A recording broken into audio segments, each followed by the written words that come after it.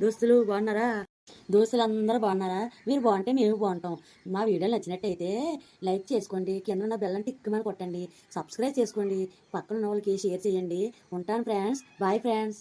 మరి వీడియోలోకి వెళ్దామా దోస్తులు? మీకు వీడియోలు నచ్చినట్టయితే మీకు ఏ వీడియోలు కావాలో అన్ని కామెంట్లో పెట్టండి, నేను చేయడానికి ప్రయత్నిస్తాం. లావణ్య లేగు, ఇంకా అలా పడుకొని ఉంటావా? ఎన్నిసార్లు చెప్పాలి నీకు? ఇల్లు మా తుడిచి టీఆర్ పెట్టి అత్తగారికి ఇద్దామని లేదా? పొద్దున్న లేచిన వెంటనే దీని మొహమే తోట వస్తుంది. ఏంటో ఇది ఎక్కడ దొరికిందో నాకు, ఈ అత్త కింద దొరికిందే కానీ నా పేనాలు తోడేస్తుంది. తెల్లవారు లేచిన కాంచి టియ్యో టియ్యని మొదలెడుతుంది. ఏంటి నోట్లో కొలుకుంటున్నావు? ఎప్పుడు నీ తెల్లవారు లేసి నీ ముఖం చూడాలంటున్నావు? ఏ అత్తగారికి ఆ టీనీలన్నా పెట్టేసి ఇవ్వాలని తెలీదా? ఏంటో ఈ పేడ మొక్కది వచ్చి తెల్లవారి నాకు వచ్చి తరచి పెడుతుంది. దీని మొక్కమే చూడ వస్తుంది. దీనికంటే టీ ఇవ్వాలంట, ఇవ్వకపోతేనంట నా మీద ఊరికి ఇరిసి పడిపోతుంది. ఇప్పుడు లేచి పోతే ఇది వచ్చి నా మీద పడిపోయేలా ఉంది.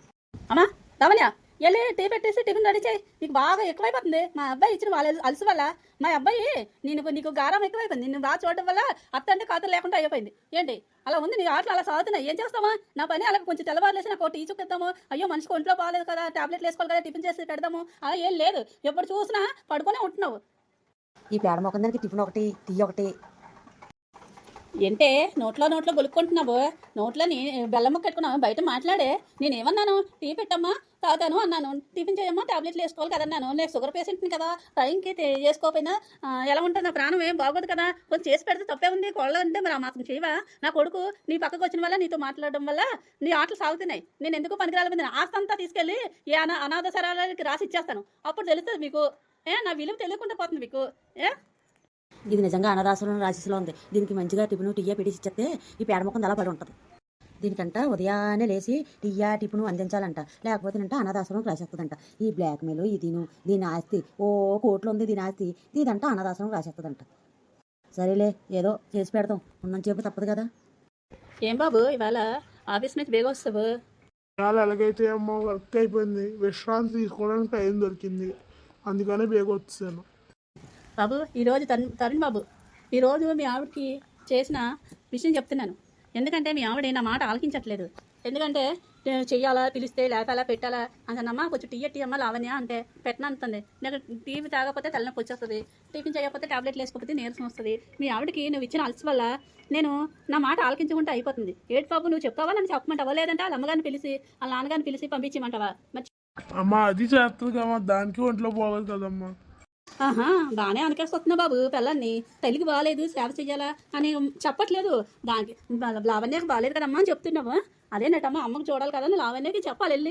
మా అమ్మ కదా, మా అమ్మకి మనం చూడకపోతే ఎవరు చూస్తారని చెప్పాలి. నువ్వు అలా చెప్పట్లేదే. సరేలే, మీ మటుకి మీరు ఉండండి. ఆస్తి ఎవరికి రాయాలో నాకు తెలుసు. నన్ను చూసిన వాళ్ళకి నా ఆస్తి రాసిస్తాను. మీరు చూడకపోయినా పర్వాలేదు నాకు. ఎందుకంటే నా కొడుకు కదా, ఆస్తి రాసిద్దామనేసి అనుకున్నాను. మీరు నుంచి నన్నే చూడకుండా నన్నే పంపించేయాలని చూస్తున్నారు. నాకేం పర్వాలేదు. ఇల్లు ఉంది, ఆస్తి ఉంది, పొలాలు ఉన్నాయి. అన్నీ నన్ను చూసి నాకు ఎవరైతే చూస్తారో వాళ్ళకి రాసి ఇచ్చేస్తాను. నా కూతురు తెచ్చుకుంటాను, వాళ్ళని తెచ్చుకుంటాను, వాళ్ళకే ఇచ్చేస్తాను. పోలే వగ్గన ఒక కొడుకు కదా, దానికి అన్నీ పెట్టేశాను. నీకే ఇవన్నీ అనుకున్నాను. ఏంటి ఇవ్వడానికి, టిఫిన్ పెట్టడానికి మీ ఆవిడ అలా బాధపడిపోతే రేపు నన్ను ఏం చూస్తారు? కొంచెం ఈ కాలు ఉంగినా చెయ్యంగినా ఎవరు చూస్తారు? మీరే కదా చూడాలా. నేనేం సాధిస్తున్నానా? అమ్మ లావణ్య ఇది చెయ్యమ్మా, అది చెయ్యమ్మా అంటున్నాను. ఇది కొనుక్కో, వచ్చినాయి అన్ని కొనుక్కో, అమ్మ చీర తీసుకుంటావా, నగలు తీసుకుంటావా, తీసుకెళ్ళి షాపింగ్ చేసి అన్నీ చేస్తున్నాము. కానీ ఆ అమ్మాయికి అర్థం కావట్లేదు. అత్త అంటే ఏంటి వాళ్ళ అమ్మగారిని పిలుస్తాను, చెప్పవలసింది చెప్తాను. ఇదే వాళ్ళ అమ్మ చెప్పిందా బుద్ధి చెప్తుంది, చెప్పపోయిందా తీసుకెళ్ళిపో. మీ ఆవిడ నువ్వు తీసుకుని వెళ్ళిపో, నాకేం పర్వాలేదు. నేను ఒక పని మనిషిని పెట్టుకుంటాను, చేయించుకుంటాను. నన్ను ఎవరు చూస్తారో వాళ్ళకి అప్పు చెప్పేస్తాను ఆస్తంతని. ఏమండి ఒకసారి ఇలా రండి. అమ్మో ఇది వెళ్తున్నట్టుంది, ఇది మళ్ళీ క్లాస్ పీకేలా ఉంది. వెళ్ళి బాబు, మీ ఆవిడ పిలుస్తుంది. ఏం చెప్తారో అర్థమైంది. హారి వెళ్ళమ్మా, వెళ్ళి మాట ఆపించు. ఏమైంది ఇలా రమ్మన్నావు? మీ అమ్మ చెప్పి అన్నీ విన్నారు కదా. అనాథాశ్రమం కంట ఆస్తి అంతా రాసిచ్చేస్తుందంట, లేకపోతేనంట మా అమ్మ వాళ్ళని పంపించేస్తుందంట. ఎలా సాధించిందో చూసారా? చూసానులే, అది కూడా చేయలేదని చెప్పాను కదా మా అమ్మకి. ఏమండి ఒక పని మీద పెట్టండి, ఎందుకంటే నేను ఈ పని అంతా చేయలేకపోతున్నాను. ఉదయాన్నే లేచి ఈ పని చేసి బట్టలు ఉతకాలి, ఇవన్నీ చేయాలంటే నేను చెయ్యాలండి. సరేలే, ఏదో ఒకటి చేద్దాం. అమ్మని అడగాలి కదా. అమ్మసాడు కొడుకు కదా, అమ్మ మాటే వింటారు మరి. లేకపోతే అమ్మ ఆస్తి ఇవ్వనంటుంది కదా. సరేలే, ఎంతైనా కనతల్లి కదే, దానికి మనం కాకపోతే ఎవరున్నారు? సరే కానీ వెళ్ళి ఫ్రెష్ అప్ అయ్యారండి, భోజనం చేద్ది కానీ. నేను హోటల్లో తినేసి వస్తేనే.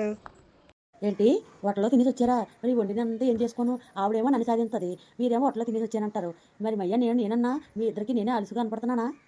ఏమైనా అంటే మా అమ్మాయికి పంపించేస్తాను అంటుంది మీ అమ్మ. ఇది ఒకటి దొరికింది బాగా అలుసుగాను. సర్లే పడుకో వెళ్ళి. చూసారా, ఇతను కట్టుకున్న భర్తే నన్ను భోజనం తిన్నావా అని అడగలేదు. వీళ్ళేం మనుషులు ఇలాంటి ఇంట్లోకి వచ్చి పడ్డా నేనేంటో అర్థం కావట్లేదు. బాయ్ దోస్తులు.